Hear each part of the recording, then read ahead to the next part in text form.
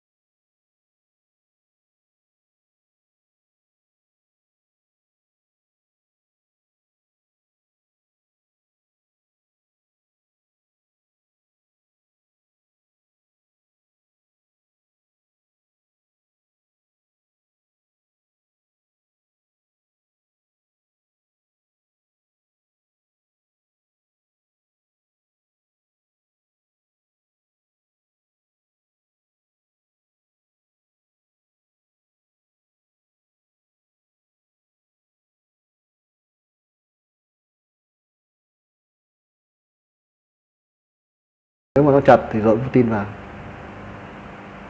và phải làm trong quá trình nóng.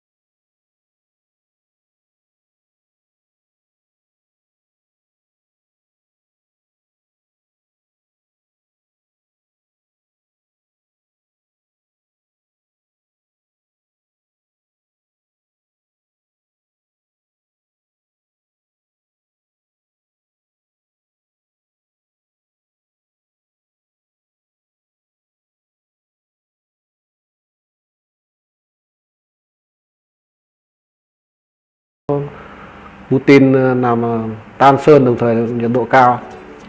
Thưa quý vị các bạn, tôi chia sẻ với quý vị các bạn cách tháo dỡ ban đầu của quy trình sửa chữa máy điện. Rất mong quý vị các bạn ủng hộ kênh bằng cách đăng ký kênh, like và chia sẻ cũng như nhận xét cho kênh của tôi ngày tốt hơn. Xin cảm ơn quý vị các bạn. Hẹn gặp lại quý vị các bạn vào video tiếp theo. Xin chào, hẹn gặp lại.